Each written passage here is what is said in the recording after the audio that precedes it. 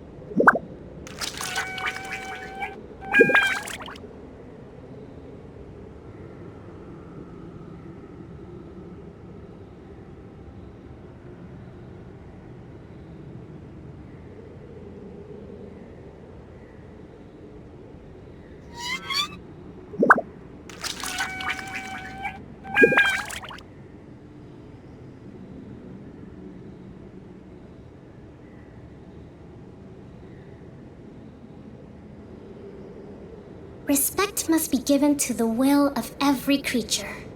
Each fish in the ocean swims in its own direction.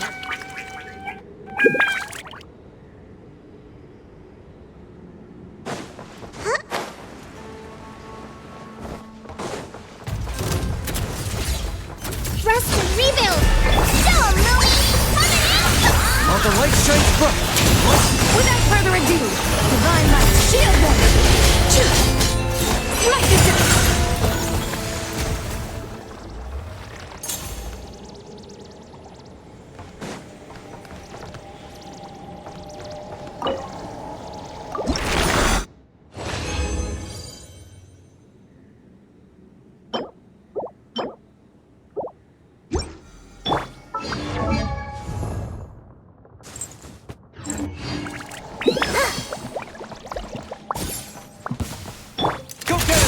Behold, the dawn! Go, Louie! Fight it for Buster! A gift from the land of the young!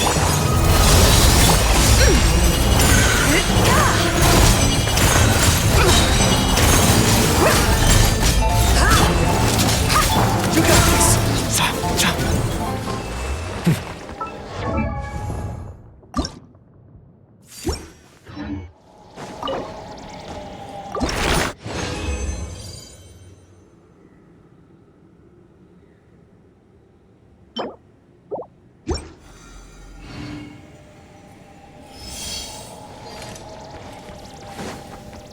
gone, Shadow of Darkness! Hold the line!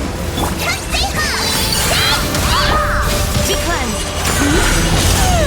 Smite the dust! Smite the dust!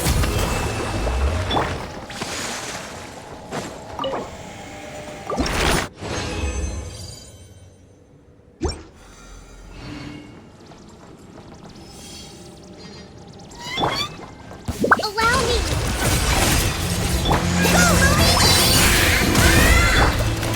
Light compels! Smite the dust!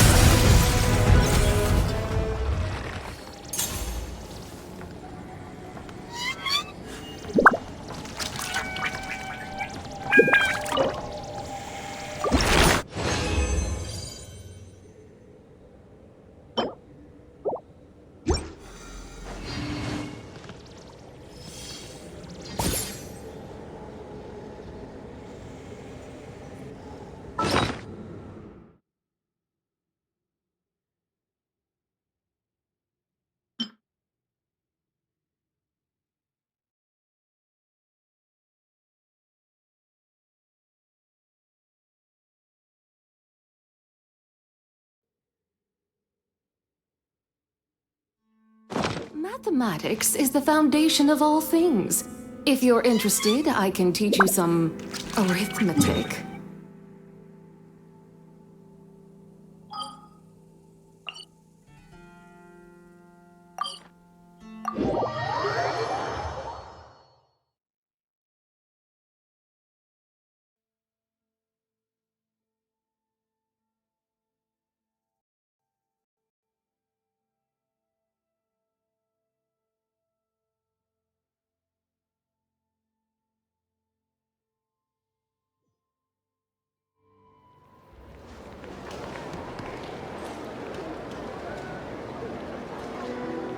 Ad Astra Abyssosk.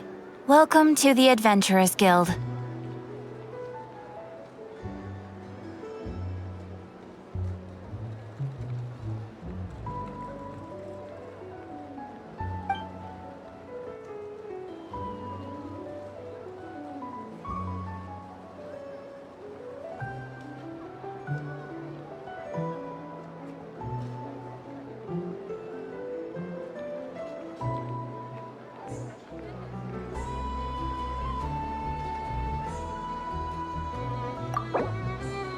Thank you for completing today's commissions.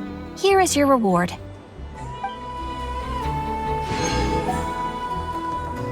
Ad Astra.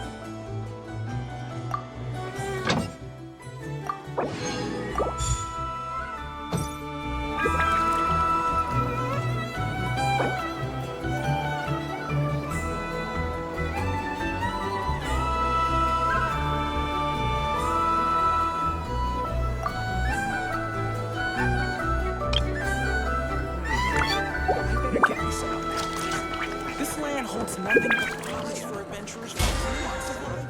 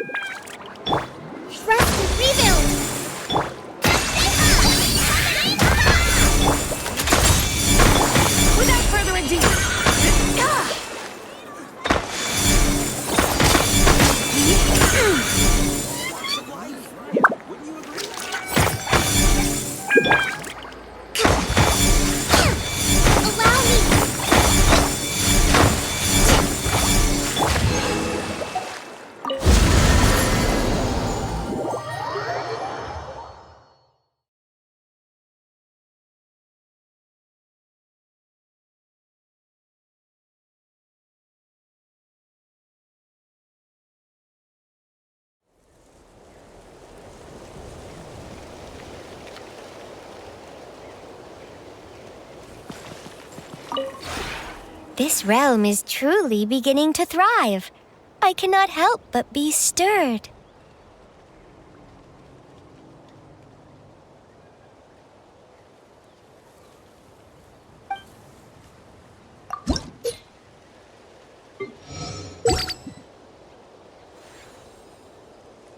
If you ever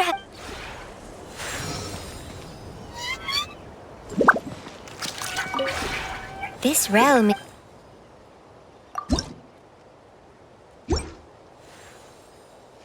If you ever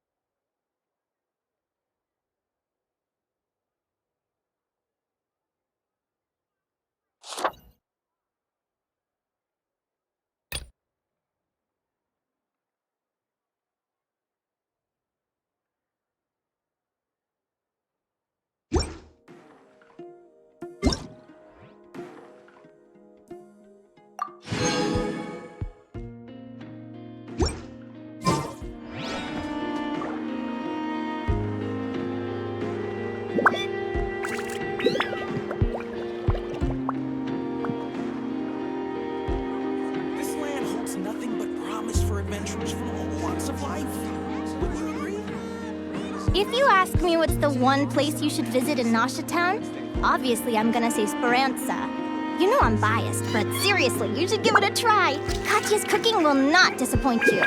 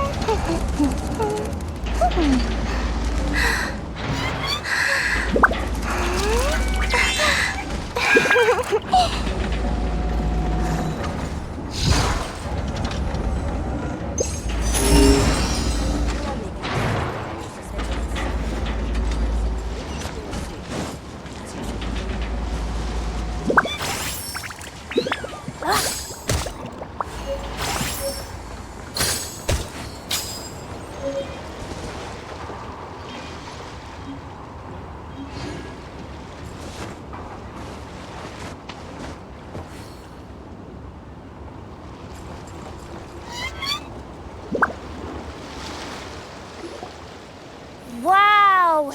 Can this launch blaster thing really shoot stuff from that far away?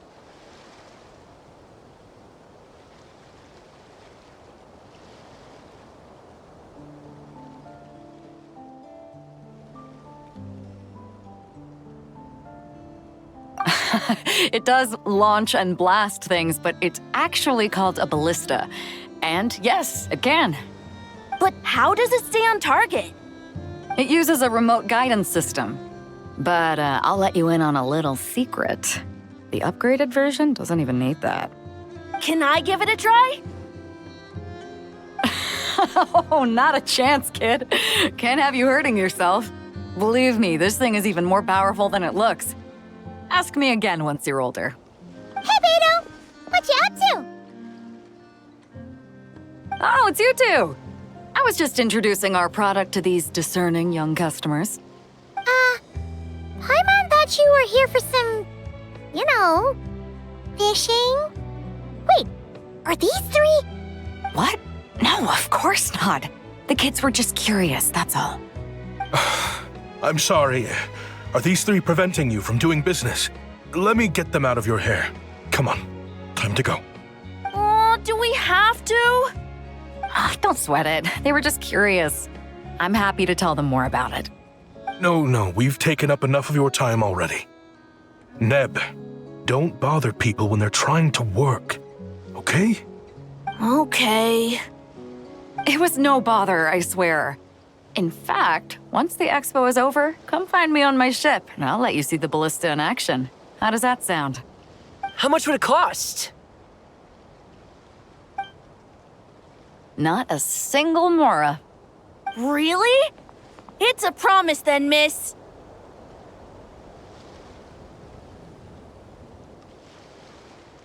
Your vessel. It's a battleship, isn't it? Are you sure you should be bringing children on board? Why not? Whenever we're docked back in Liyue to pick up supplies, I always let the kids around the harbor come aboard to play, and boy, do they love it. If a kid from Liyue can do it, why not a kid from Sumeru? A battleship may as well be a giant playground to them. Is that so? I've heard that people in Liyue also turn gunpowder into explosive firecrackers and give them to children as toys. Perhaps only the kids back in your home country are lucky enough to look at a giant battleship and see a playground. If you're worried about safety, I can... No, I suppose I'm just envious. That's all. I'll be sure to bring them over if we get the chance. Seems like he really cares about those kids, huh? Anyway, what did you want to talk about? Oh, just wanted to ask how it's going with the top secret, fishing. Did you reel in the catch of the day yet? They're circling the hook just fine. Just waiting for a bite. Whoa! Where did you come from? Shh. Well, that just proves my point. Something like this would only see more use in Fontaine. Except, you never find something like this for sale there. Better jump on the chance now before it's too late. Excuse me? He's coming this way!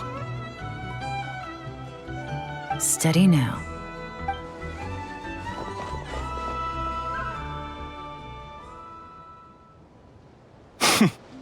That's mighty expensive.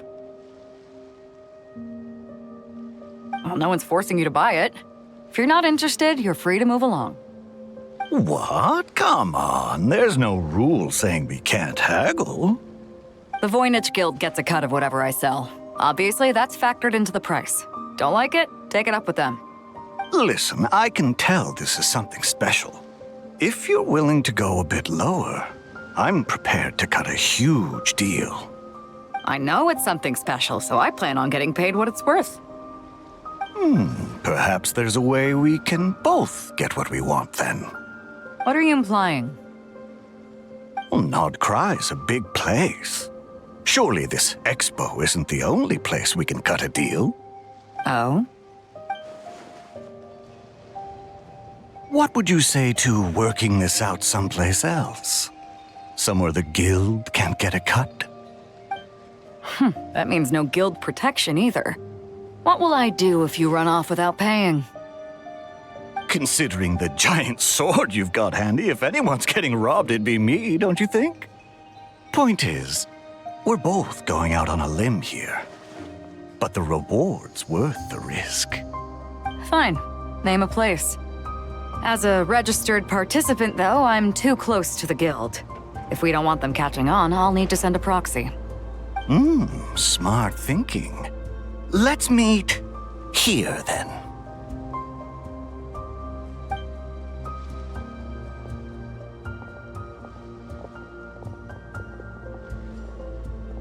Good.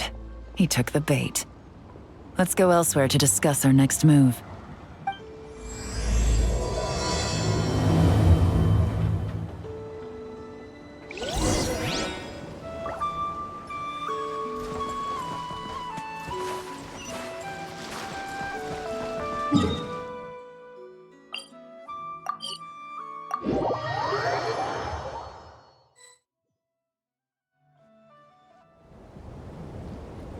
Captain Beto's hook was what got him in the end, huh?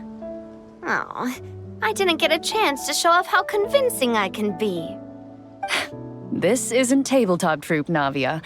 In real life, persuasion takes a lot more than a dice roll. I brought a product tailor-made for Fontaine because I thought the group's activities were limited to that area. Turns out, we're dealing with an international crime ring. So I suppose it makes sense that Captain Beto's bait was more enticing. It's a good thing we teamed up. We wouldn't have gotten far without your intel either. Gotta ask, though, how did you know these guys would be so quick to abandon the expo? I read their file. Nothing's off the table for them when profit's on the line. When it comes down to it, they'd see the protection the expo provides as just more red tape. Something to work around rather than with. Just like the law. So, we meet up with this guy, catch him, and problem solved, right? No. The person we're meeting is just an underling sent to scout the situation. We're after the leader of the whole ring. And after observing the situation over the past 2 days, it's clear they have undercover agents waiting in the wings. If something happens to our point of contact, those agents will scatter to spread word of what happened, and whoever is behind this whole thing will know we're onto them. In that case... We have to get the jump on them all at once, and use them to get intel on our real target before he has a chance to react. Forgive me for pointing out the obvious, though. We have nowhere near enough personnel for that. If even one of the agents escapes, it's over. Let me guess. You'd rather follow this deal through to the end to lure out the real culprit? Nice idea, in theory. The problem is, in my experience, that person would never show their face for something like this. I can work around that, but only as long as the deal goes ahead. So, you're planning to trail the person picking up the goods. I suppose that could lead us to the big fish, but that would mean we have to actually hand over the weapon. Aren't you worried about putting something that dangerous in the hands of criminals? We can control how dangerous it is. But if we followed your plan, could we really guarantee that not a single agent would get away? You're telling me you really have a way to mitigate the threat of that weapon? You're telling me that you really have the wherewithal to carry out a large-scale search and seizure operation in Nodcry? Are they having a fight? They're both experts in this sort of thing. A lot of back and forth is to be expected. Don't worry. I think they're getting along great. A successful collaboration requires trust. And a willingness to make concessions. So how about this? I'll meet up with the underling as planned and stall him as long as possible.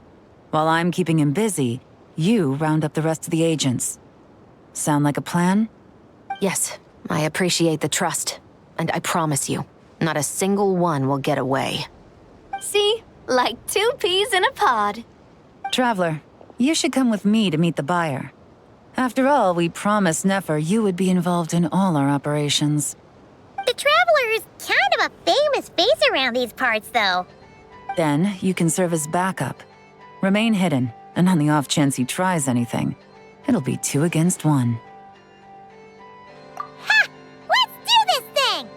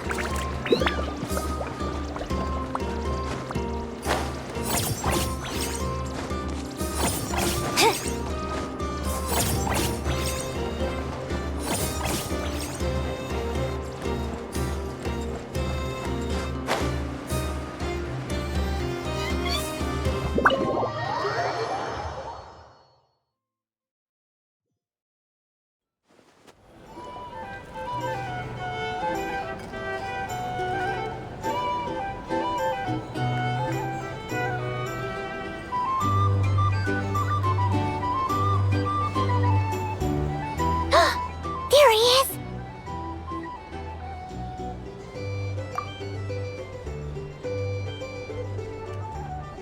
Oh, you really can't go lower? Best I can do is shave off the amount the guild was going to take. You're a tough nut to crack. How do you plan to deliver the goods? Depends on what you need. You don't look like you're from around these parts. So I'm guessing you need sea transport? Yes, but there are a lot of eyes on the port. It would be better to dismantle the product and transport the components in crates. That might be tricky. If you're worried about getting caught, then let's bypass the port entirely. We can launch from a secluded shoreline and use our own boat for transport. Sorry. But I'd still prefer to have it dismantled and stored in regular crates. Ah, I'm guessing the port of arrival is where you resell the goods? You want it hidden in unassuming cargo crates, because you operate right out in the open. Most of the weapons have come in through Yilong Wharf or Lumiduce Harbor, so that seems to check out. What are you trying to say? Nothing. Just connecting some dots. I think we're done here.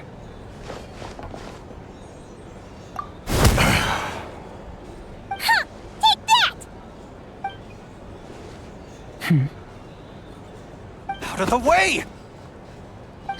It's one of the undercover agents! He's making a break for it! The captain of the Special Patrol will take it from here.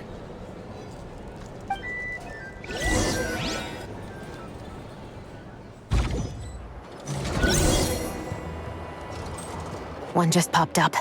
Looks like the one on the surface has been subdued. There are children around. I have to avoid bloodshed. Trying to escape? Allow me to show you the way!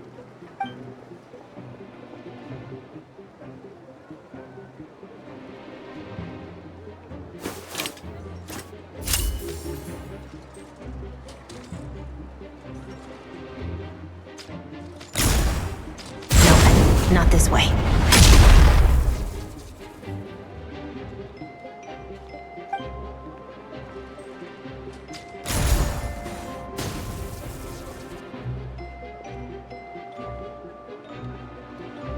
Had enough? Then turn around!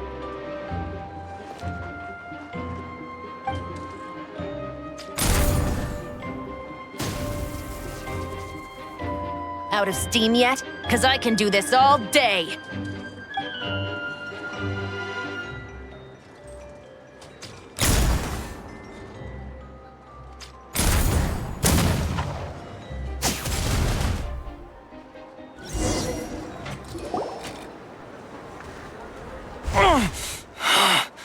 My leg!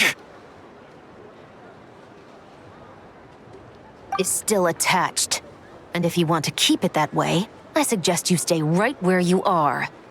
A special patrol uniform. You think bringing me in is enough? Do you even know how many of us there are? If even one gets a... 5 at the port, 10 on the outskirts of Nasha Town, 3 near the plaza. Factoring in you and the buyer, that makes 20. Save the best for last, right? How did you... Don't even think about it.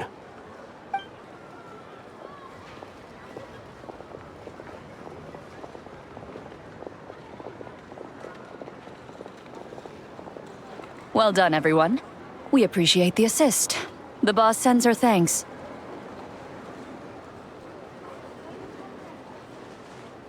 It was an honor. Without the Spina's help back in the day, we never would have been able to make it in Nodcry. It was about time we returned the favor. What? I needed to make you seem intimidating to get these local gangs on our side. We've been over this. Yeah, I know. But hearing you call me boss will never not be hilarious. Ugh.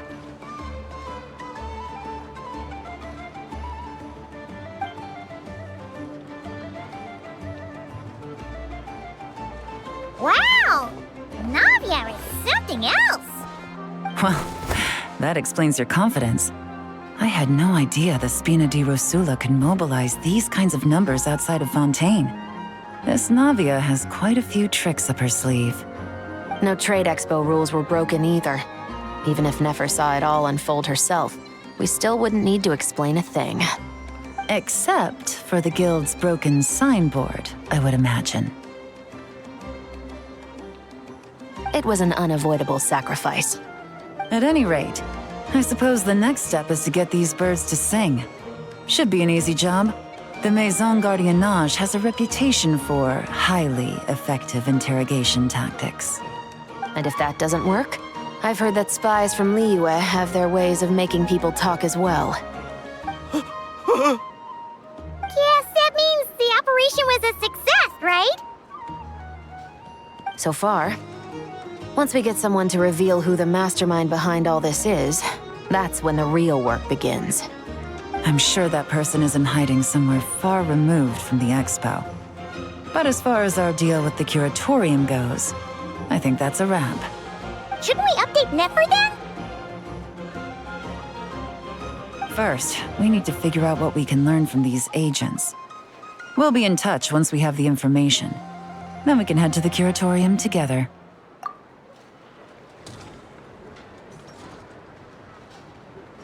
Well, that went a lot smoother than expected. Not a single one got away. You're thinking about Nefer's final request, huh? Let's see. We have 2 expert detectives from separate nations teaming up to uncover an international crime ring. That's not a bad story. If you feel like it's missing something, maybe Yelan and Chevres will uncover something more interesting during their interrogation. Excuse me? Are you the Traveler? Yehoda needs you back at the expo venue as soon as possible. Oh no! Did something happen? I'm sorry, I don't know the details. All she said was that it's urgent. Now let's get a move on!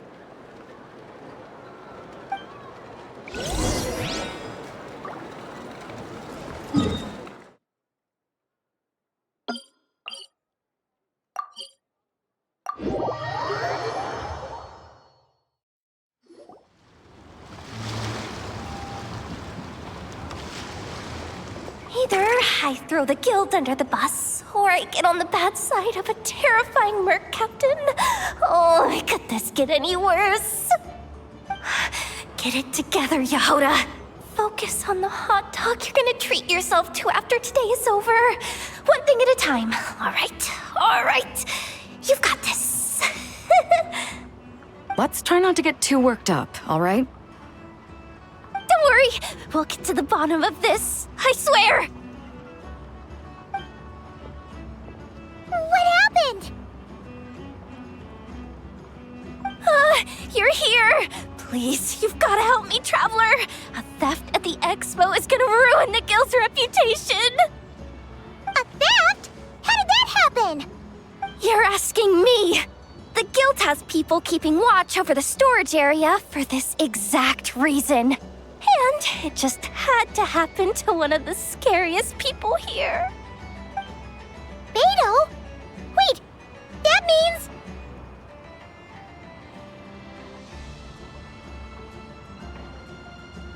The guild asked us to keep our goods stored on the designated shelves. I had a few prototypes that I was using for demonstration, which I had stored there.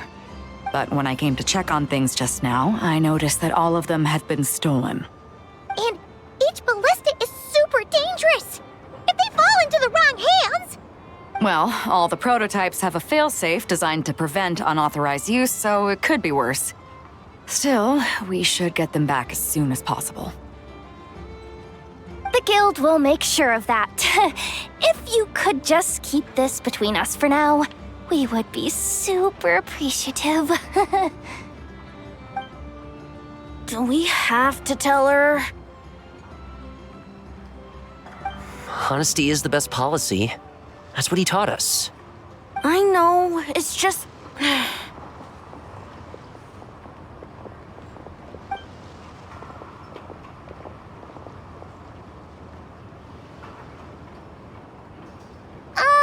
Miss Yehuda... What are you three doing here? There's something you want to tell me, isn't there? Well, Neb's been obsessed with the ballistas ever since we got here. That's why Uncle Ashvapati told us to come see your booth. It seemed like he was interested in them too, because he even told us what parameters to ask about. Ever since this morning, we haven't been able to reach him. We wanted to ask Miss Yehuda for help, but then we heard about the ballistas being stolen. And? I don't think Uncle Ashvapati would do something like that, but... Ashvapati works for the guild. He has access to the storage warehouse, so he could get inside without the guards getting suspicious. Wait, so now it's an inside job? Oh, jeez! The guild is never gonna recover from this! He made those toys the kids were selling, right? They don't look like much on the outside, but I bet they're hiding some serious tech. If he's a tech guy, those fail-safes I mentioned might not have our backs after all. So, this just went from bad to worse. Oh, uh-oh.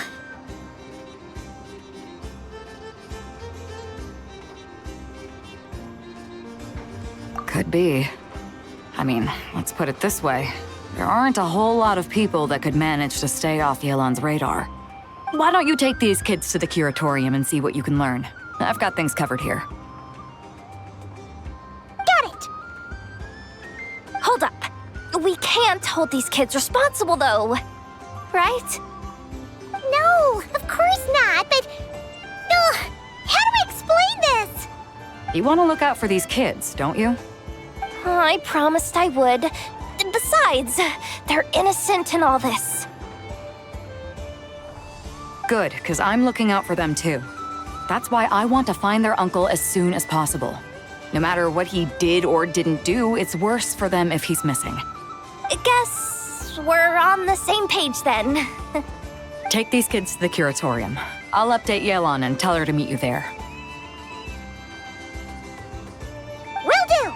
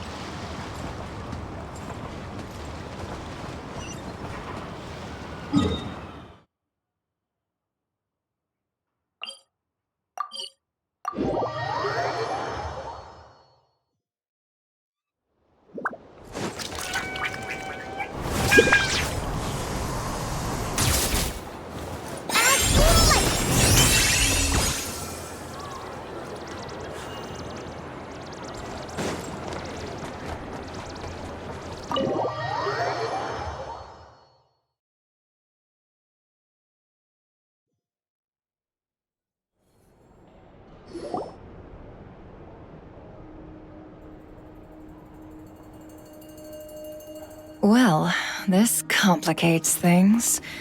Here I was hoping the trouble would start and end with you two. But no matter. This will all make for a very engaging story. I wouldn't be so flippant. This time, it's one of yours causing trouble. I'm starting to wonder if all those agents we captured were just a distraction, so the real culprit could make their move. It's all still up in the air right now. What can you three tell us about Ashvapati? Uncle Ashvapati isn't our real uncle, but he is our guardian. He adopted us when we were little. He told us we all came from the same band of eremites in the desert. But apparently, we're the only ones left. We've been traveling from place to place with him for as long as I can remember. We got to Nagcry not too long ago. Their eyes. What about them? I'm just reminded of something. About a decade ago, there was a band of eremites who, seemingly out of nowhere, gained technological capabilities far surpassing those of other groups. Leveraging that advantage, they built a number of highly advanced weapons and sold them to the highest bidder. The conflicts in the desert became even bloodier as a result. While the other groups were tearing each other to shreds, these newly minted arms traders stood by and reaped the spoils. But before long, their own weapons were turned against them. And as the flames of conflict engulfed the desert, the group met their end. None of the weapons survived, and so in the wake of that destruction, the status quo of the desert was restored. That's terrible. In the desert, it's kill or be killed. People will stop at nothing to gain the upper hand. If this happened in Fontaine or Liyue, I'm sure the perpetrators would have been prosecuted to the full extent of the law. But in the desert, no one bats an eye. From what they've told us, sounds like these kids are orphans from that particular band of eremites. Which means their guardian is likely one of the few survivors as well. Sounds like it. No! Uncle Ashvapati would never do something like that! No matter what happened back then, I know one thing for sure. Uncle Ashvapati hates weapons. Sure, he's good at building things, but all he does is make toys for us to play with. He can't be the kind of person you're making him out to be. Or... I'm sorry. All we can do is act upon the facts. So, what's our next move? From our interrogations, we've learned that in 2 days, the person behind all this has a meeting planned to collect the goods. If all goes well, we can head to the pickup point and ambush them. But if Ashvapati is part of this and the leader learns what happened, there's no chance he risks himself for his agents. So, that meeting might as well be moot. Then let's focus our efforts on Ashvapati for now. If we find him, he might just lead us to our culprit. If he stole the prototypes, there's bound to be a trail. I'm confident I can track him down. I just need some time. What can I do to help? I work best in the shadows. The more people involved, the harder it is to operate. As soon as I've got a location, though, he's all yours. You let me handle the search, and I'll let the special patrol handle the seizure. That does sound like the most feasible plan. I'll be waiting for the good news. Seizure? Hey! Don't worry too much right now. The most important thing is that we find your uncle. The rest can wait. Okay. Looks like I'll need to enlist your services for a bit longer, Traveler.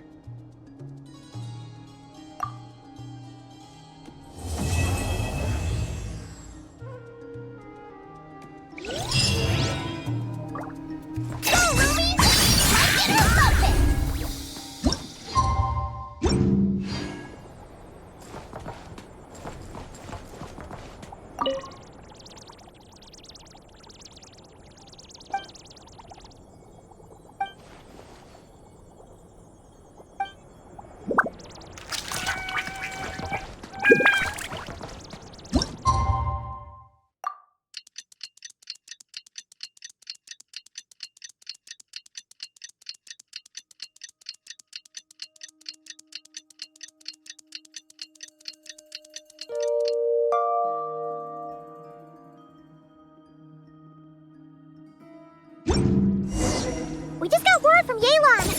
Looks like she managed to track down Ashvapati. Come on, let's go meet up with the others.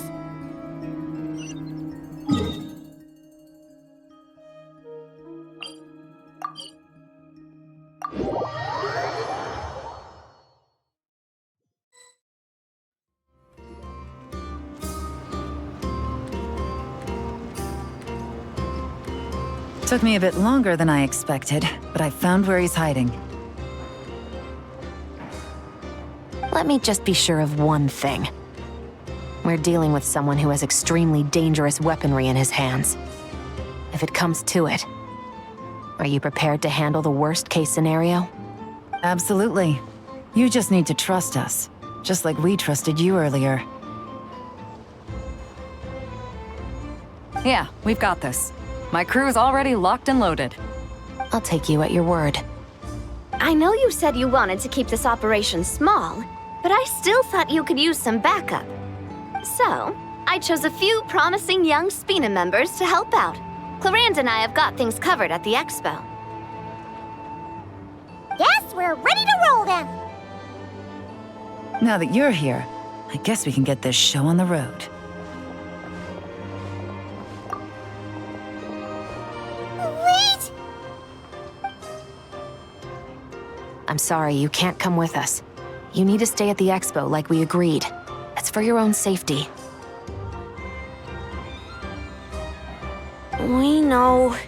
It's just... Do you really think Uncle Ashvapati is working for the bad guys? I wish I could answer that question, but it would just be speculation. And I work based off evidence. He's been gone for 2 days now, and he just left us here. He's never done that before. Maybe he really is working for those people and was afraid of getting caught. But if that's true, then that means he must have been involved in making and selling weapons in the past too. Wouldn't that make him a bad person?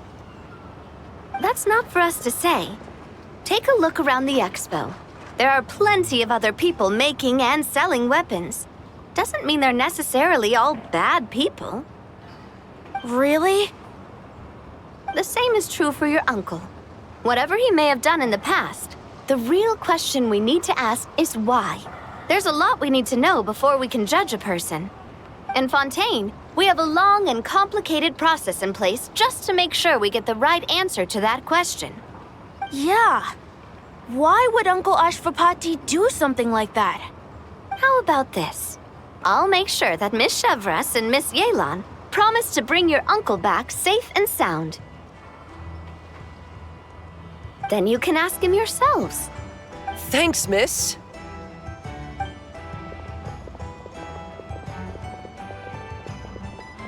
This situation is complicated and unpredictable. Isn't it a bit early to be making those kinds of promises?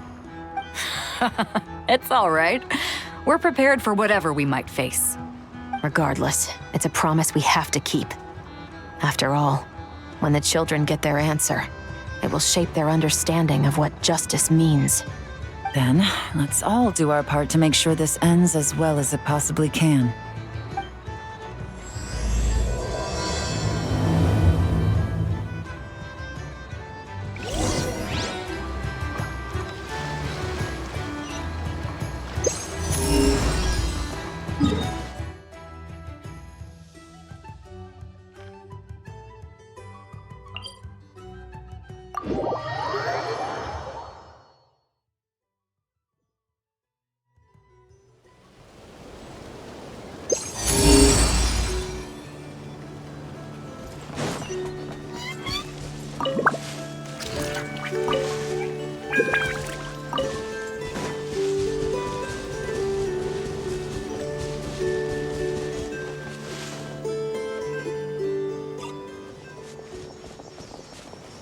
Stop right there!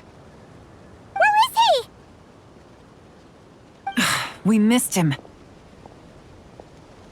Looks like he left behind plenty of evidence, though. Search the area. Let's see if we can find a lead.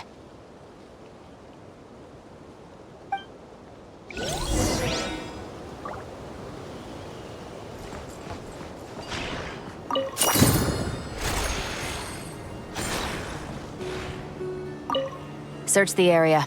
Let's see if we can find a lead. Strange. Did he lead us here on purpose?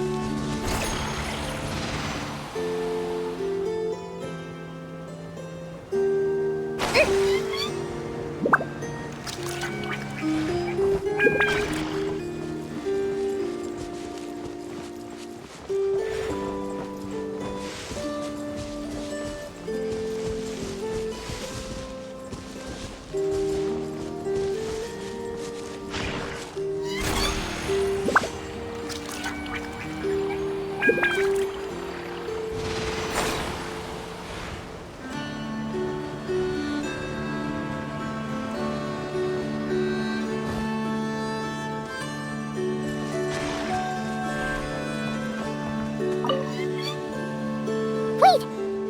Is this what Paimon thinks it is? It's the display model that goes with the prototype.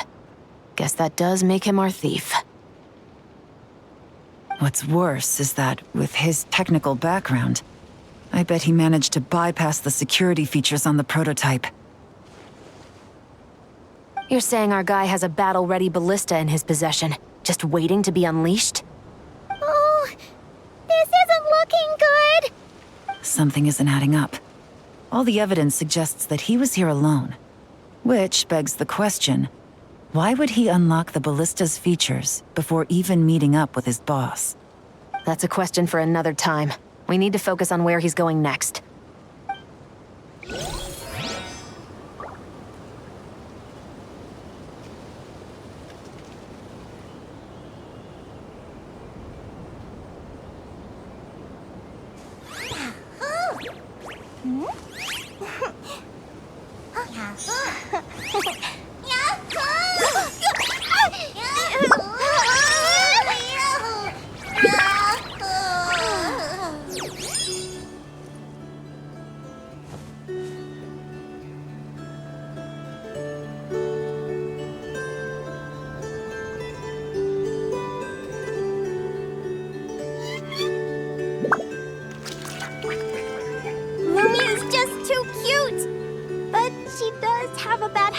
Swallowing any shiny thing she lays her eyes on. So keep your valuables well away, or you might never see them again.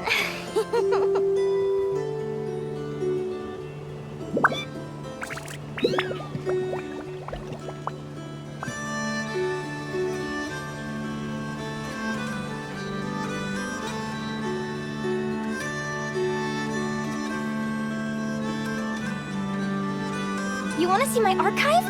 Of course! I'm always happy to show off my masterpiece. Search the area. Let's see if we can find... Strange.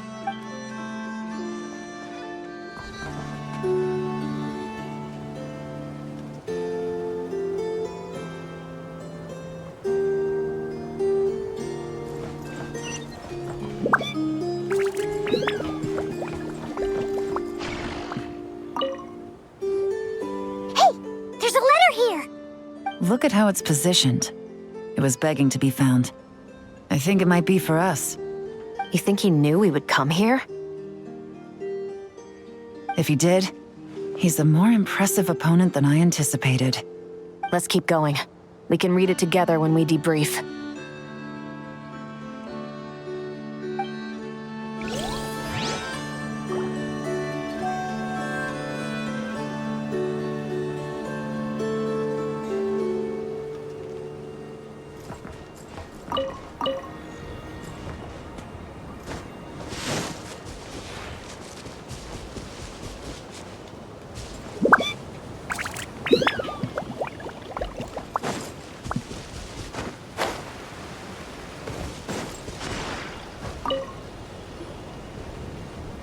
These records look suspiciously familiar.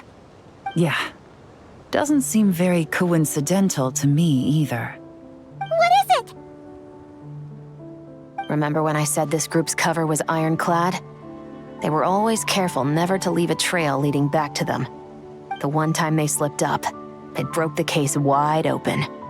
We found a cargo manifest left behind at the scene. That's the clue that led us to Nodcry. It was a similar story on our end. And now that same manifest shows up here, among the records left behind by Ashvapati. So, he's the guy that slipped up back then? Unless it wasn't a slip-up at all. How does the same clue get left behind at 2 separate scenes and picked up by 2 separate law enforcement agencies? Thinking back on it now, it doesn't seem quite so accidental after all. No. Almost like he led us here on purpose. But for what reason? This situation seems more complicated than we imagined.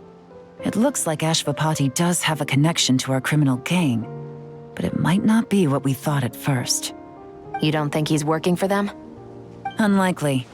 He lured us to Nodcry, prepared those weapons on his own, deliberately put us on his trail. This is looking more and more like the work of an independent actor.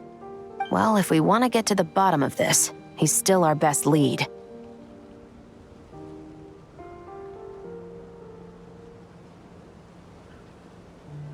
That would seem to be our last remaining clue. Let's do it.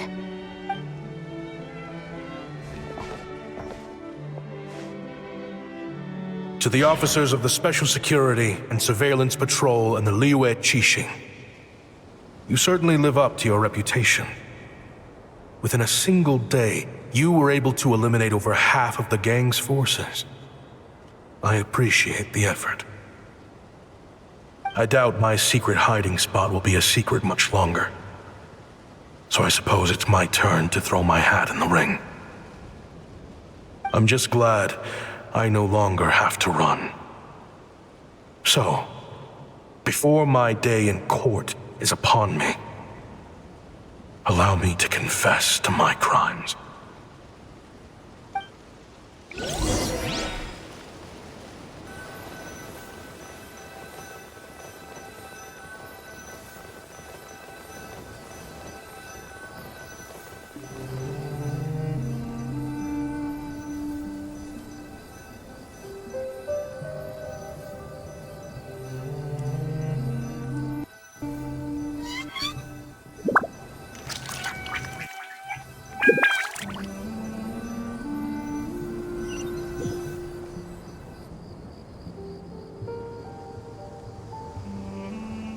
It all started with a Kashara War researcher, expelled from the academia for violating a taboo. He had dedicated his life to the pursuit of knowledge. But when he found himself in the desert, it wasn't even worth a pail of water to quench his thirst.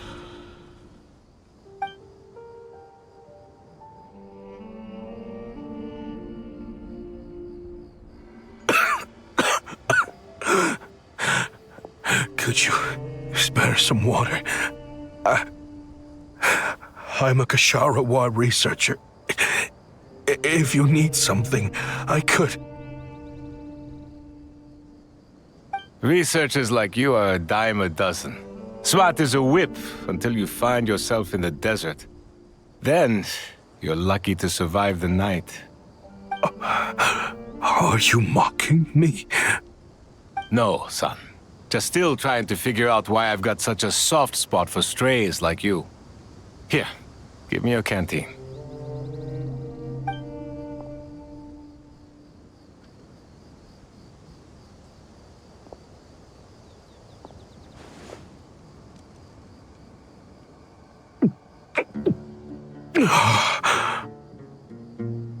You got somewhere to go?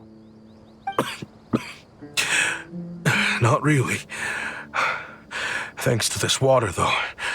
At least I can rule out the bottom of a vulture's stomach. Now you're talking like desert folk. You could always join my band of misfits. What would I do? Gather food, guard our water source, just like everyone else I've taken in. Of course, if you have something you're good at, you're welcome to show it off. Every little bit helps. All I know is weapons. Weapons? Yeah, I love studying them. Big and powerful ones, small and deadly ones, old ones, new ones. I believe the essence of Kashara War research is embodied in weaponry, and the pursuit of this kind of technology is what pushes the world forward. My lifelong goal has always been to become a foremost expert on all kinds of weapons, so I can invent even more advanced ones. So I might have borrowed a few sensitive techs without permission, but you see the vision, right? The higher-ups in the Academia just didn't understand. The Academia could have 1,001 reasons for exiling you out here, and it still wouldn't matter to me, son. All I care about is what this specialty of yours can do for us. I can help upgrade your weaponry. That should come in handy in a dangerous place like the desert, surely. True, weapons are essential to life here in the desert. Most folks get them when merchants happen to pass through. But when it comes to protecting the people here, this scimitar in my hand is more than enough. The kind of weapons you're talking about are overkill for a place like this. Overkill? Really? Our group is lucky. Our ancestors learned how to protect the oasis from the sandstorms to prevent it from drying up. Plus, we're pretty far off the beaten path. Helps us avoid conflict with other bands of Eremites. All in all, we don't have to travel to find water, we don't have to fight off other desert folk. It's a real place to call home. There are plenty of ways to die in the desert, but behind a lot of them lies too much ambition. So, having somewhere to settle down is more than enough for me. I see. Guess I could do some odd jobs then. I've heard you Kasharawa scholars are handy with all kinds of gadgets. You could always make something for the kids. You mean, like, toys?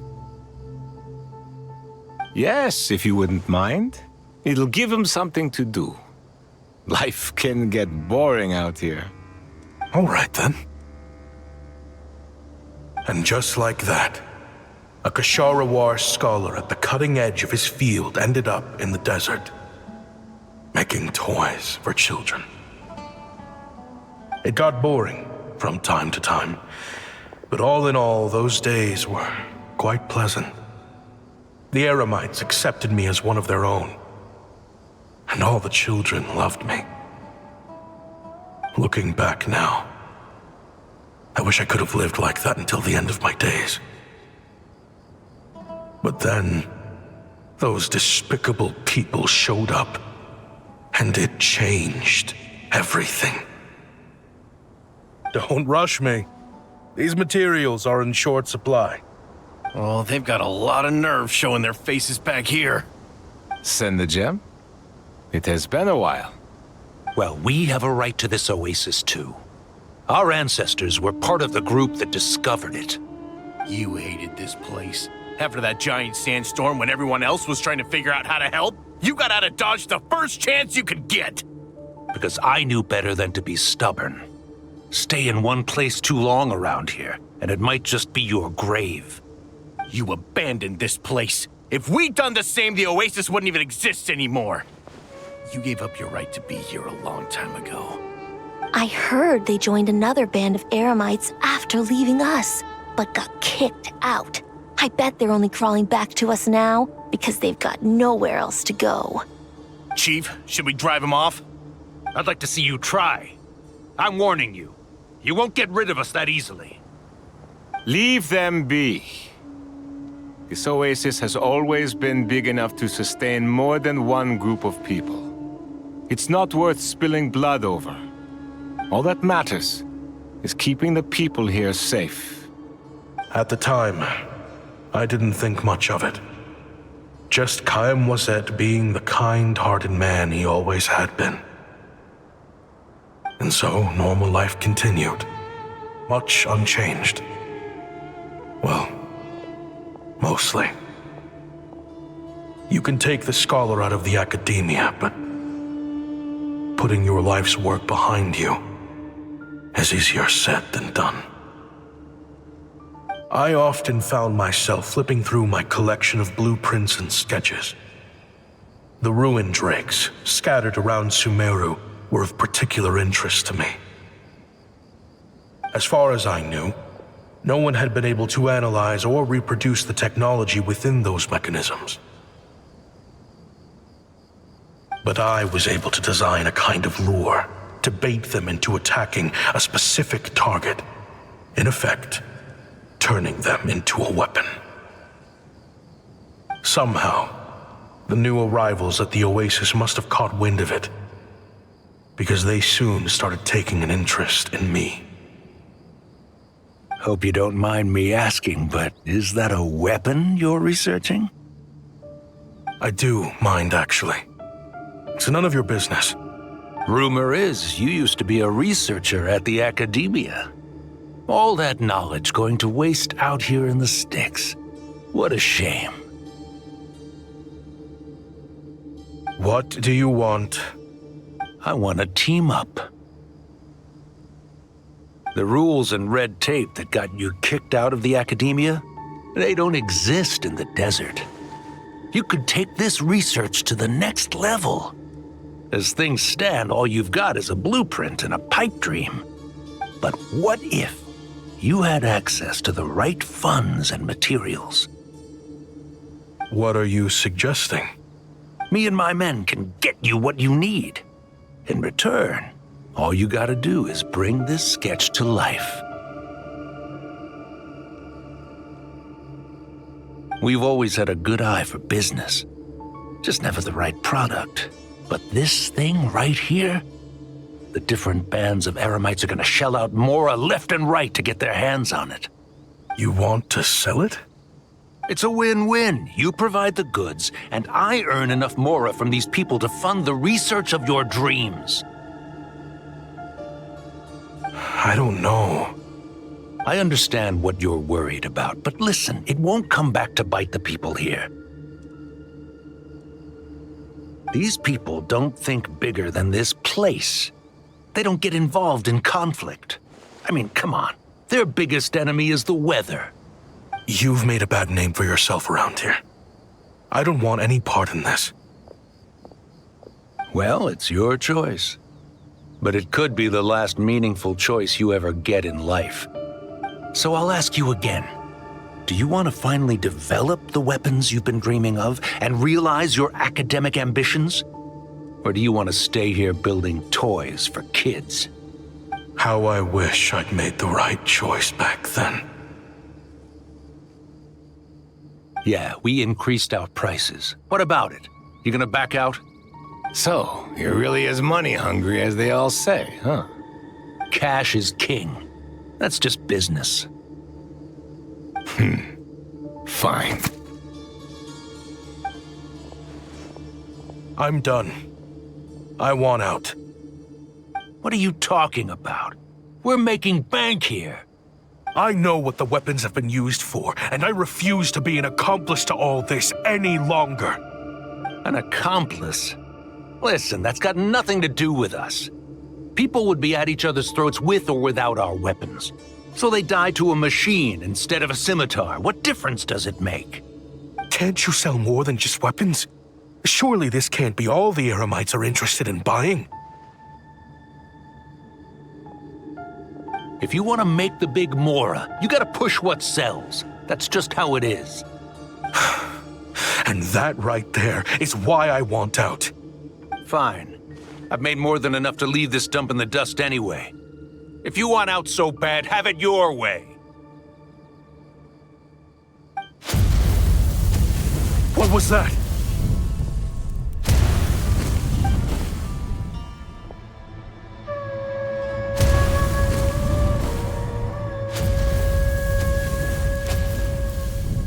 No.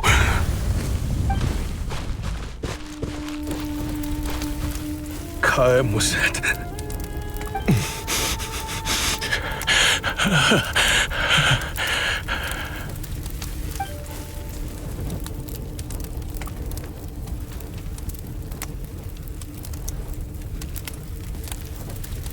How did this happen? You won't find a tribe in this desert without enemies. People have tried to steal water from this oasis in the past, but Kaem Wazet drove them off. Guess his enemies have been holding a grudge this whole time. You sold weapons to his enemies. took you in when you had nowhere to turn. You owe him your life. Why would you do this? It was the perfect excuse to drive up the price, that's why.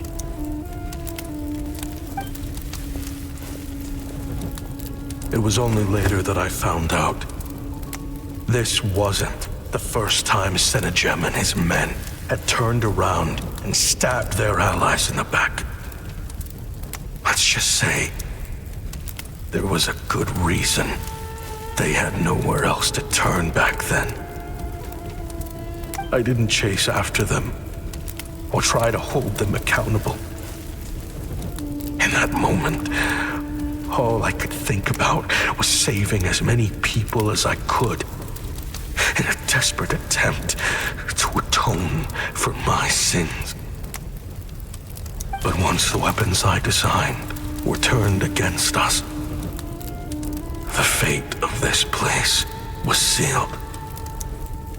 Even I could do nothing to prevent it. In the end, despite all the burning tents I rushed into, I was only able to save 3 children. And now, you know the full account of my crimes.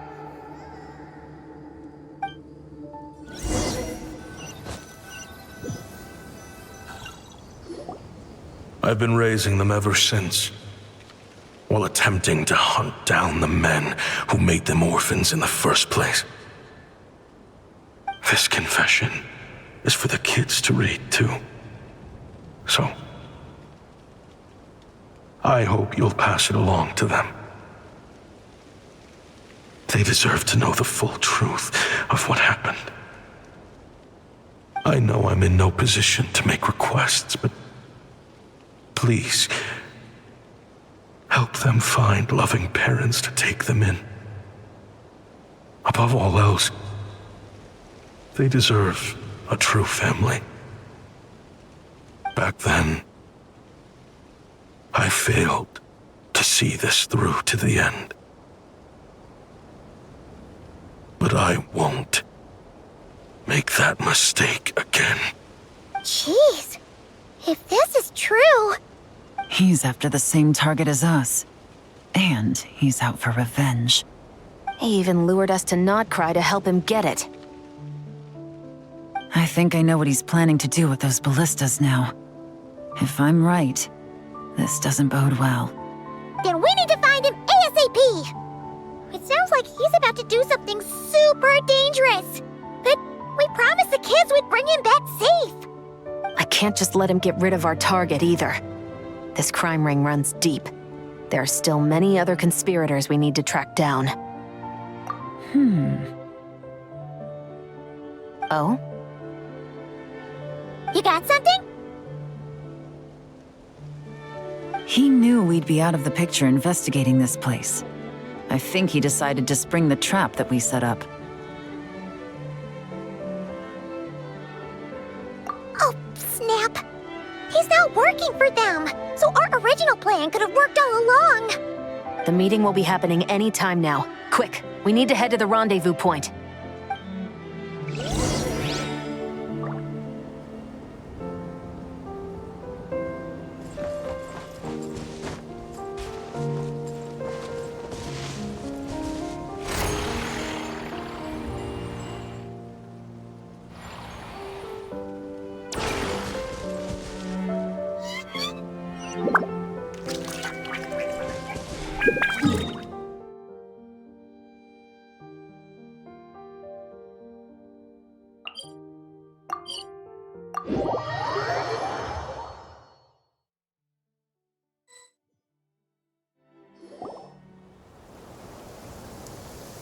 Ashvapati. It's been a while, Senegem. Over a decade at least. How did you find this place? All these years.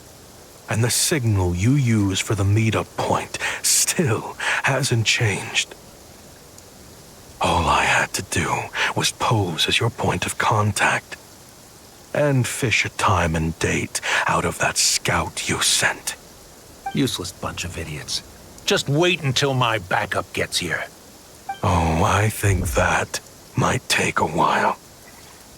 The Fontaine and Liyue authorities have your men locked down tight. Every last one. No. There's no way the cops could have known we'd be here.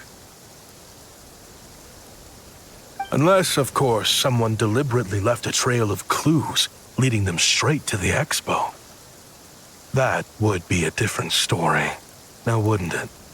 If they hadn't taken your agents out of the equation, I doubt I would have been able to lure you here. So now what? You gonna turn me in, too? No. The authorities can have your men. But you're mine. Is that for Tui Tech? Looks like your skills are as good as ever.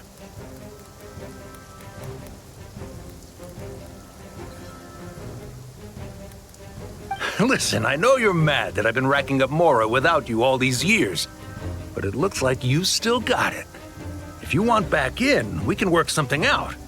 After everything that happened, what makes you think I would want back in? Because what's the alternative? You're not here for revenge, are you? After Kayemwazet took you in, you really convinced yourself you were one of them, huh? What you should have learned is that banking on loyalty and belonging is a losing hand. Better to cash out before you're in the hole. In the desert, my people live by one rule and one rule alone. The last laugh doesn't go to the righteous. It belongs to the one who knows how to cut their losses. Just look at me. When there's Mora to be earned in the desert, I'm a desert folk. When the opportunities in Fontaine are sweeter, I'm a Fontanian. You think everyone is as much of a lowlife as you? A lowlife? There's nothing Mora can't buy, Ashvapati. That includes prestige. You're talking to a renowned Fontanian philanthropist who lives in the Vasari Passage and spends his days going from one grand banquet to the next. Nobody who counts would dare call me a lowlife. Are you done? Clearly there's no reasoning with you. Fine. Have it your way. But if you want me dead so bad, why'd you come to face me alone? That wasn't the wisest decision now, was it? Oh, don't you worry. I brought plenty of firepower with me. You could have brought a whole army for all I care. These weapons will bury every last one of you!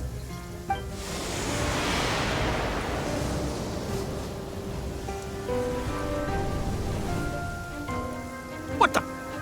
Are you crazy? If that thing fires, you're not getting out of here alive either. Yes, that's the plan. It's high time both of us paid the price for our sins! He's lost his mind. Get him! Start breaking his bones until he removes this barrier. Hold it right there, all of you. Otherwise, I've got enough firepower to go around, too. The Maison Gardiennage! You got here sooner than I expected. Hey! What's that in the sky? Looks like bad news! Ashvapati, you have my word that these people will face the judgment of the Fontaine courts. Remove the barrier and come with us at once. Fontanian justice is too merciful for them. You should leave us. Stubborn fool.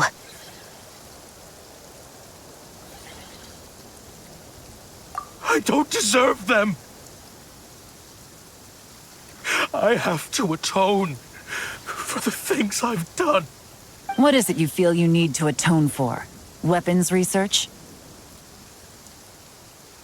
You're from Liyue, right?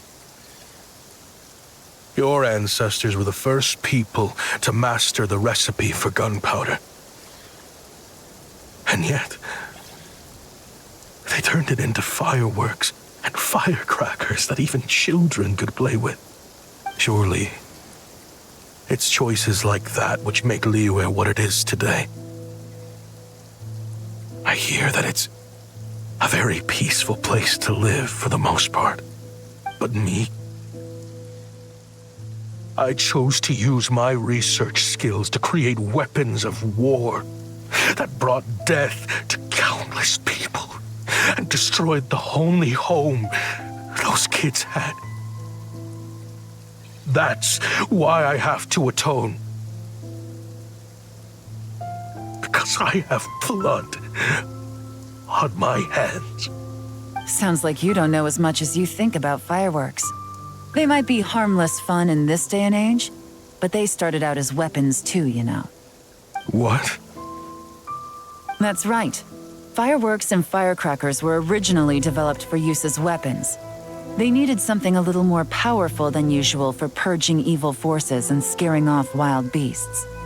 Over time, evil spirits learned to fear the sight of flames, and the beasts retreated into the mountains.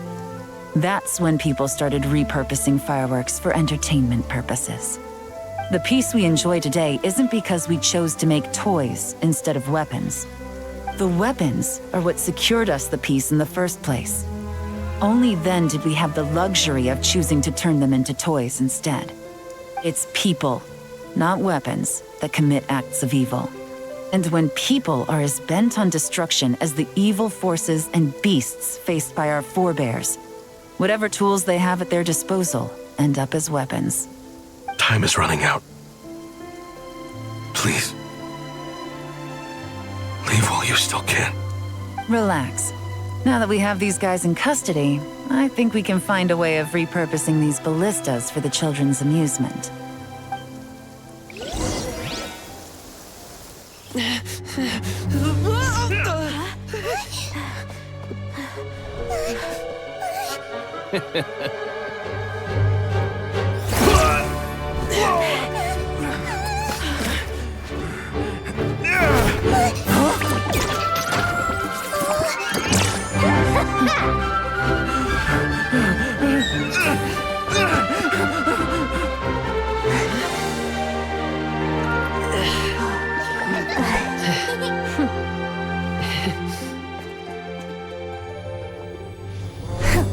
I knew they were looking for trouble, but they messed with the wrong manager.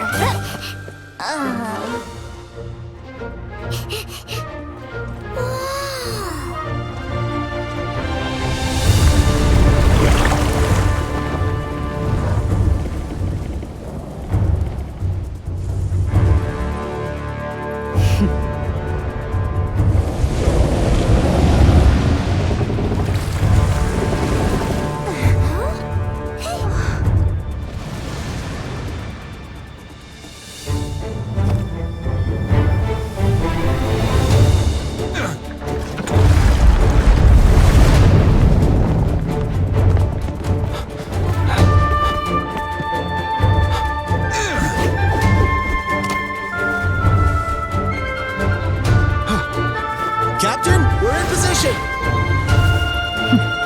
Prepare to intercept! On my signal!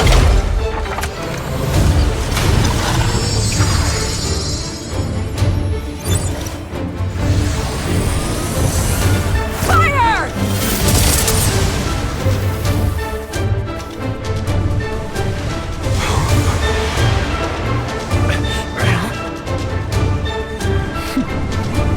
But how?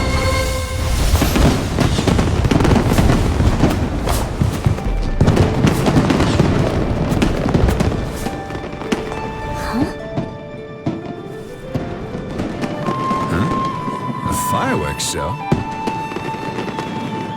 Oh.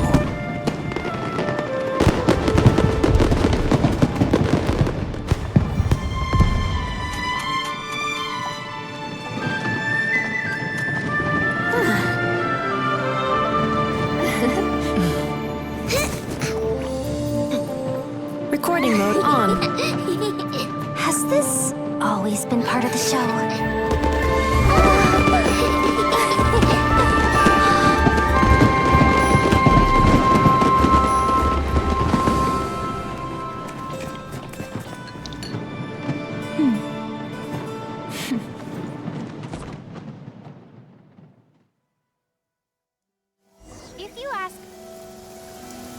No funny business! I never imagined the Guizhong Ballista could be used for something so beautiful.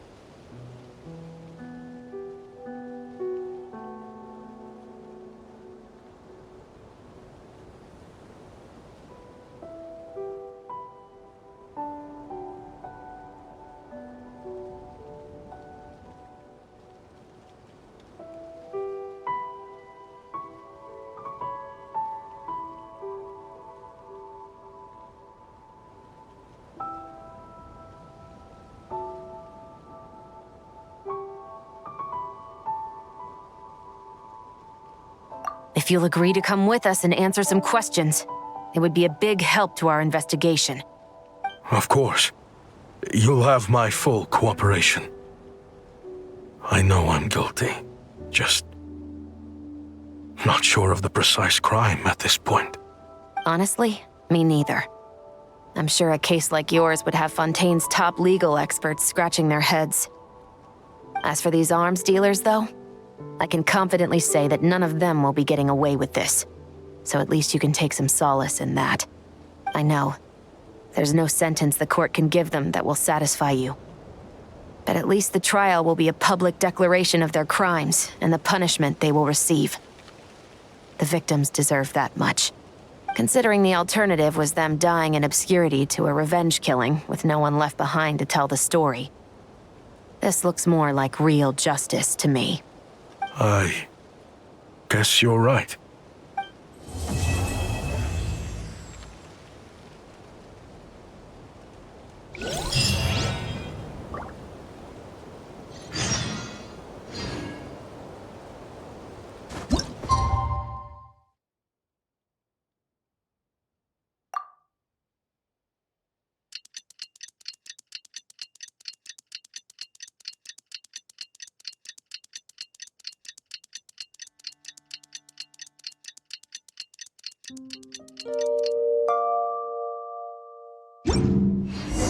What do you think they did with Ashvapati in the end?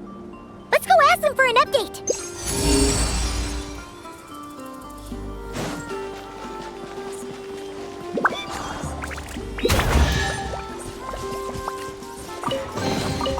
So shiny. Lumi, no! You can't eat that!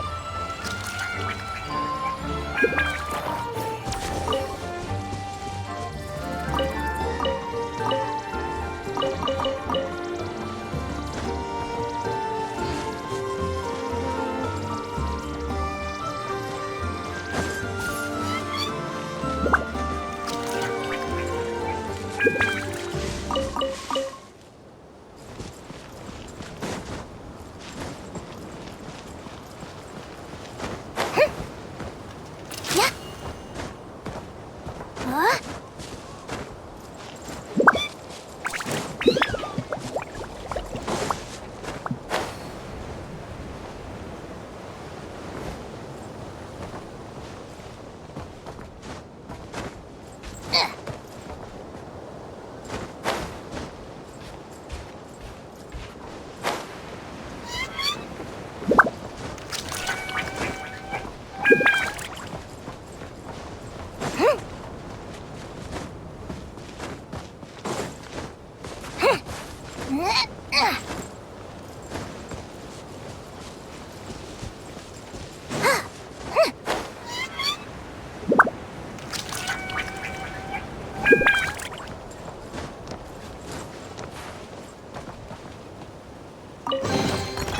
So shiny.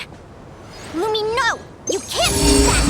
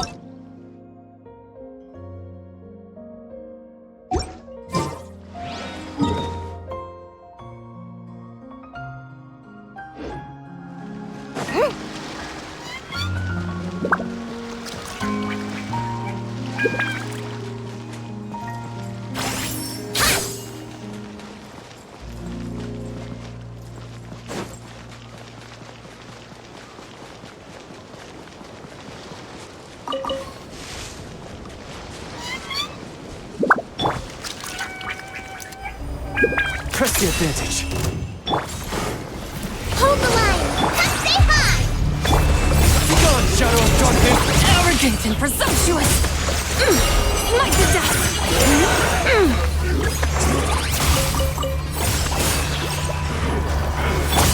Covenant of the Deep! Allow me!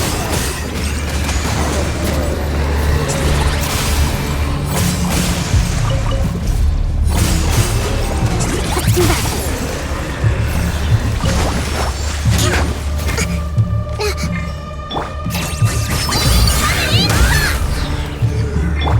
Rest and rebuild!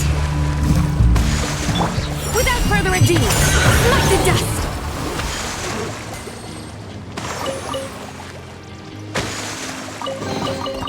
There is no harm in claiming forsaken possessions.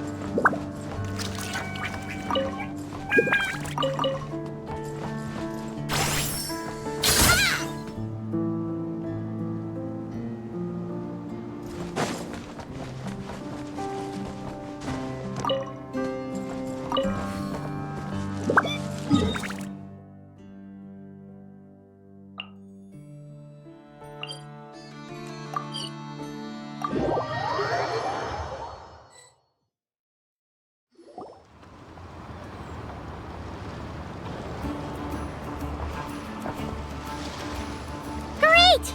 Everyone's in one place! Now that we are on the other side of this incident, I suggest we put any remaining questions to rest here and now. The Voynich Guild won't be responsible for any disputes remaining after this meeting. Understood. Well, there's been no serious harm to me or any of my compatriots. And with the arms dealing operation closed down, I've achieved my strategic objective. I'm happy to let the Fontaine authorities process the culprits from here on. I appreciate your flexibility. I'll need all of them in my custody to proceed with the case files. As for you...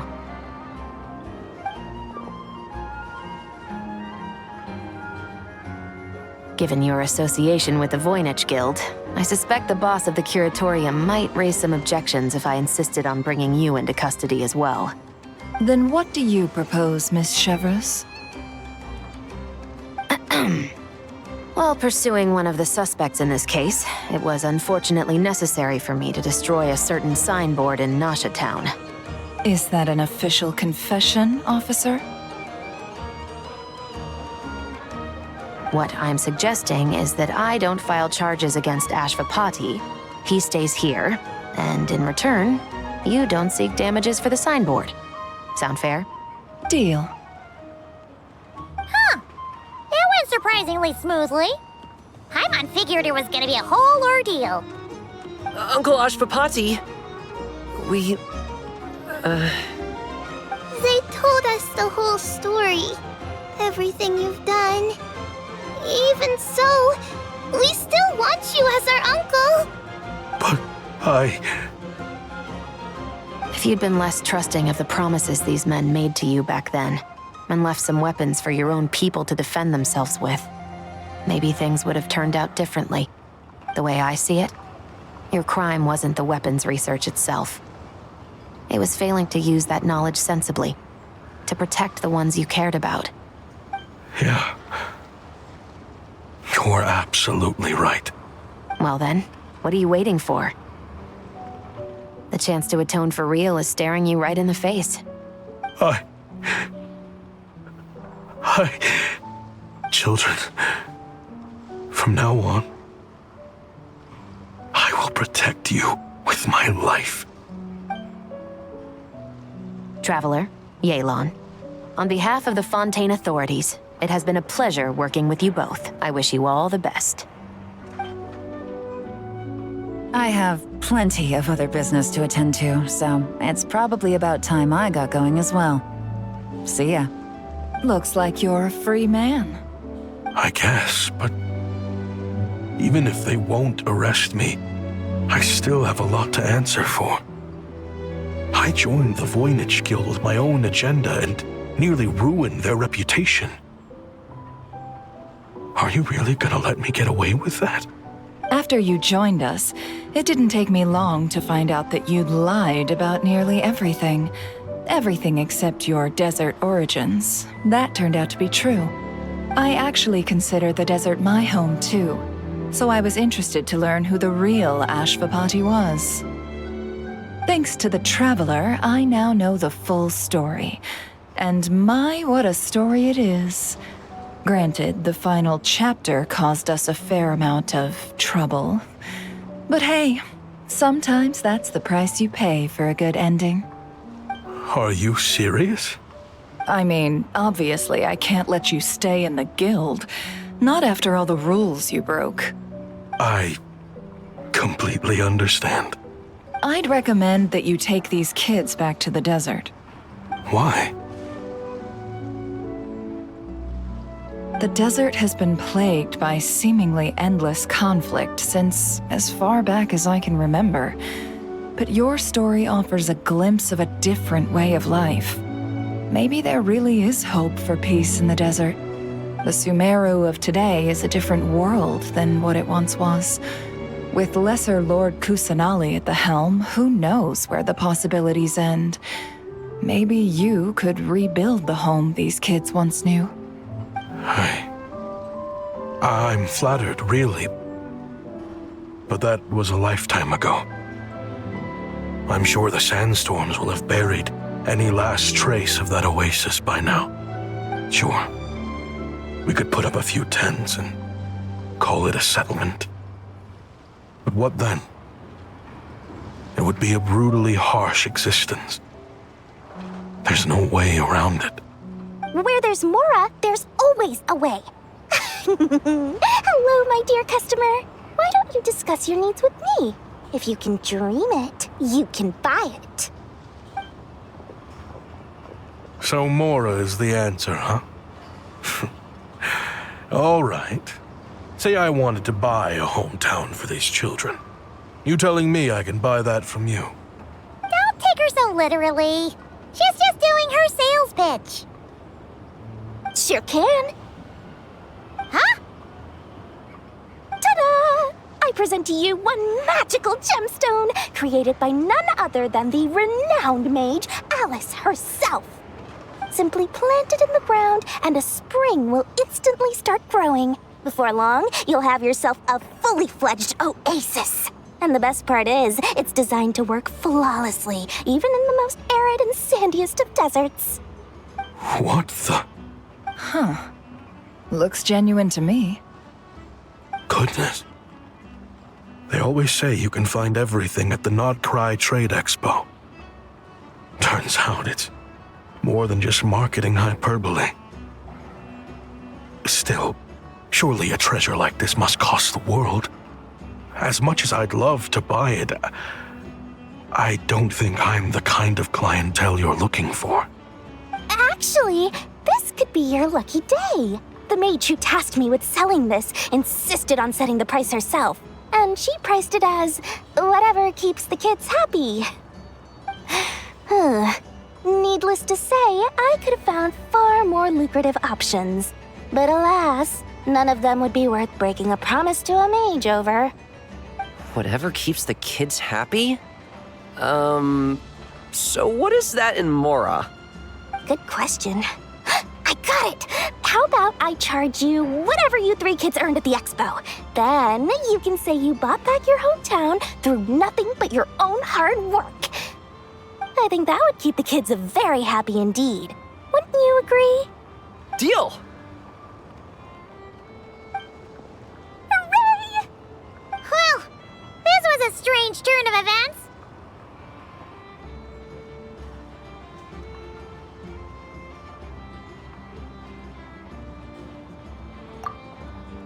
I think it's safe to say that this was one of the more memorable trade expos.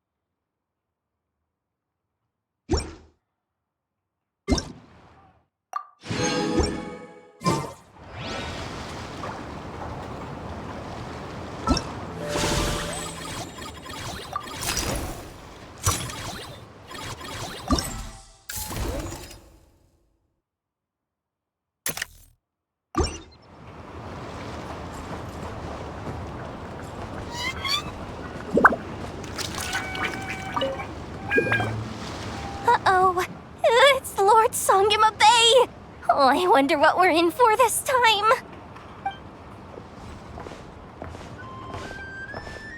Well, hello! Is that the Traveler and our dearest Miss Expo Manager Yehuda? You're in luck. I'm offering a whole host of Expo-exclusive discounts. Don't miss out. Paimon's not remotely surprised to see Dory here. This event's practically made for her. Yeah, she attends religiously every year. And she's always the seller who we get the highest number of complaints about. Complaints? Every single mora I make from this expo is 100% legitimate. I've never broken the rules, and my prices are entirely fair. If people regret their purchases and want to grumble about it behind my back, that's not my problem. Paimon can hazard a guess as to why people might be complaining. I know. And every dispute ends in your favor after you've peppered the buyer with 1,000,001 reasons why you're not in the wrong. It's just, could you maybe not find a way to send every single one of your customers complaining to me this time? I'm begging you, Lord Songemabe, for me, please.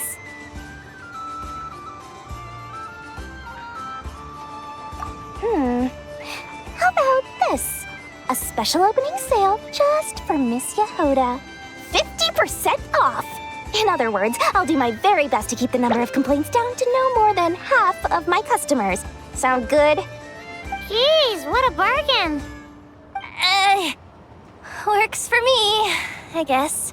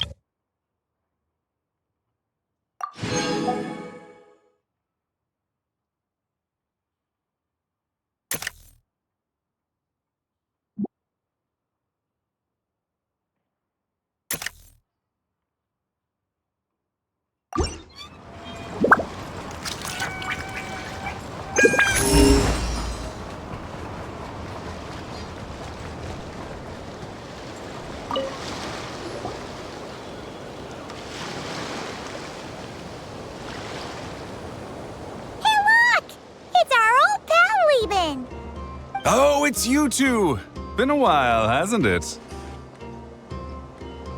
Wait, you know this guy too? Okay, I'm slowly starting to get why Boss Neff asked you to help me out. Ah, you must be the expo manager. Was there something you needed from me? Nope, just checking in. You're just selling a few ordinary items, is that right? Mm-hmm, that's right. Okay. I mean, we've got people selling toys this year, so why not? You seem confused. In the right environment, ordinary items don't have to fetch an ordinary price, you know? I'm sure I'll meet someone at this trade expo who recognizes their hidden value. Cool. Well, you do you. I'm certainly not gonna stop you. What about you, friend? Care to do some business? Well, to be honest, I spent most of the ones in my inventory to purchase this batch of goods. The ones you see here are just for decoration.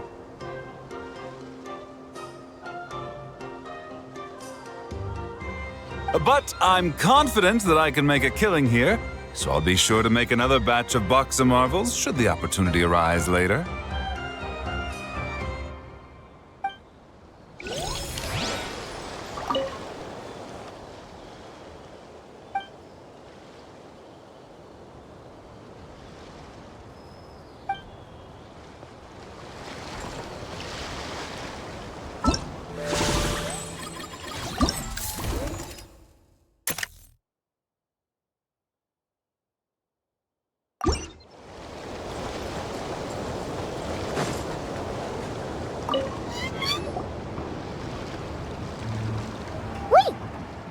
Familiar face?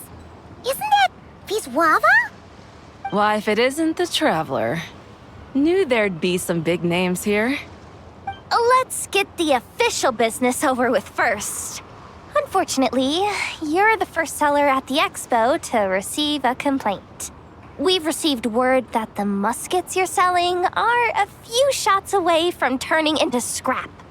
Well, yeah. It's written here plain as day.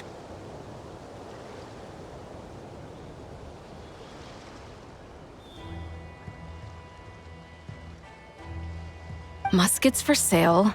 Condition extremely poor. The internal grooves have been worn away and the ammo might be damp. Best practice is to pray that it doesn't explode before each use.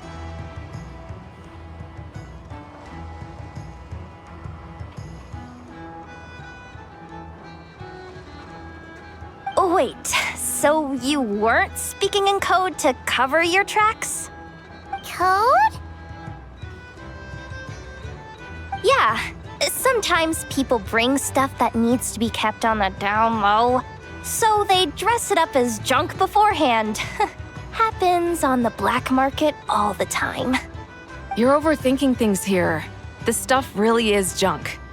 We were just gonna scrap them, but my superiors thought we might as well try and make some more off of them. And who knows? If the prayers are answered and the gun ends up firing a few times, the buyer hasn't totally wasted their money, have they? Guess not. I mean, a weapon on the brink of ruin that's still capable of considerable firepower. Doesn't that just scream black market to you?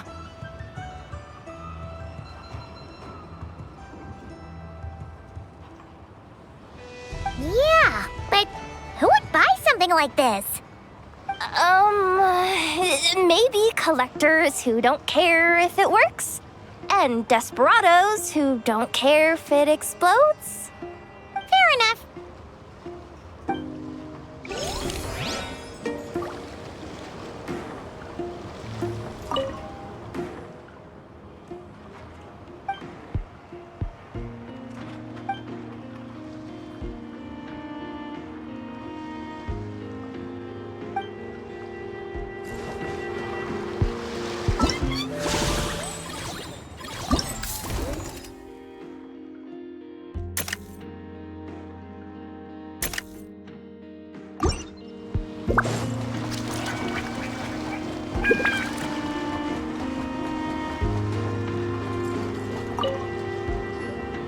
Have you been to the Clink Clink Krumkake Craft Shop's booth yet?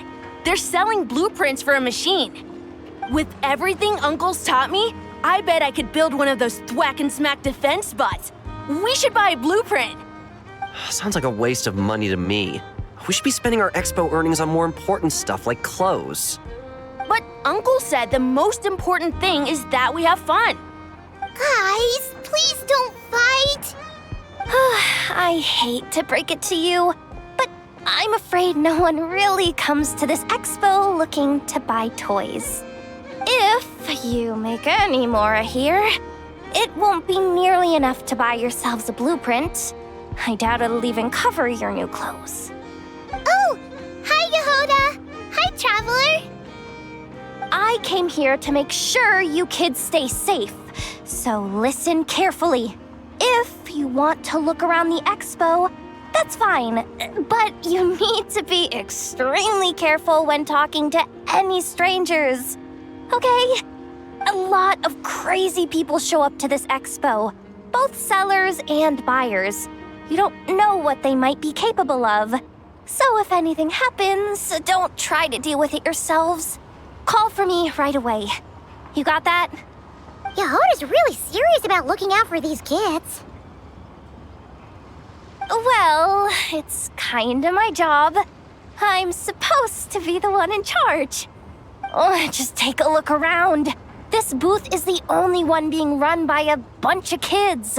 If there's anyone out there aiming to cause trouble, you can bet they'll start with the weakest target.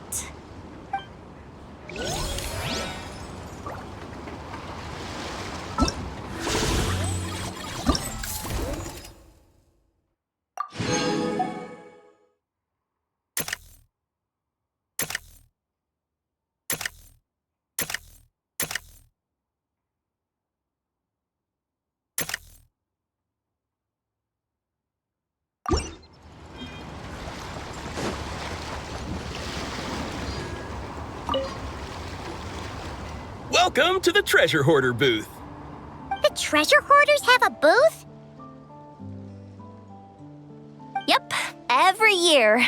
This is the largest legal black market in all of Tevat. The stuff they dig up is perfect for a place like this. But can one person really represent their entire organization? No way.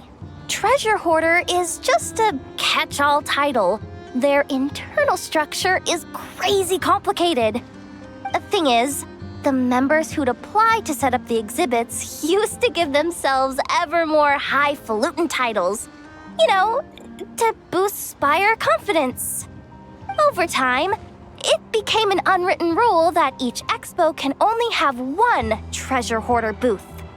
The different factions usually duke it out beforehand for the right to take part.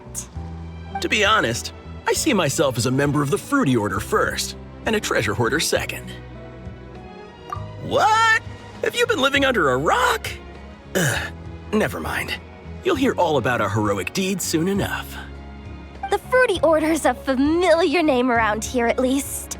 They've been winning the Treasure Hoarder Expo rights for a few years now. Although, this guy's a new face.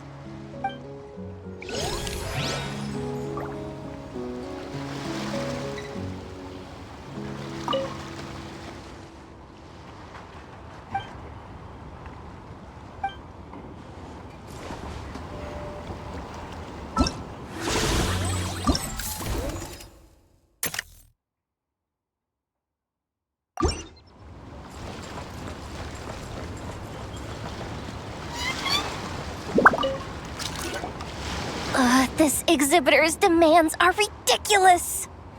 What's wrong? This exhibitor is apparently selling some rare Natlanese artifacts. And he's making some extremely unrealistic demands about how he wants them stored. I know the contract says that we're responsible for storage, but I'm sorry. It's unreasonable to expect us to meet these requirements. Unreasonable? These are rare and very fragile historical relics we're talking about. You can't just throw them into a warehouse, okay? They have to be handled with care. Tumaini? Yep, that's Tumaini, all right. So, what exactly do you need? Well, I suppose I can use the assigned warehouse if I really have to. Just don't tell Granny Eatsley about this, please.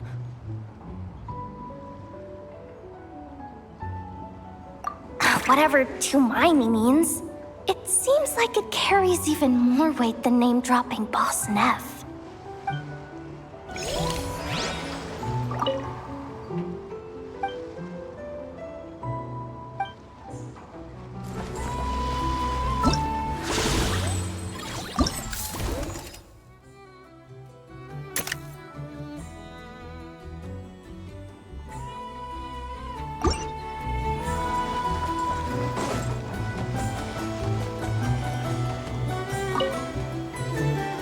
Sir, we don't forbid exhibitors from offering drink samples, but I need to make sure you understand what you're getting into.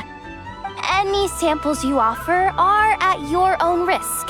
If anything goes wrong, like if a customer has a bad reaction to one of your products, the expo can't take any responsibility. Rest assured, ma'am, what you see here is 100% pure Mondstadt vintage. Straight from the Dawn Winery's cellars, actually. Really? Wow-wee! You don't often find Mondstadt wine this far away from home.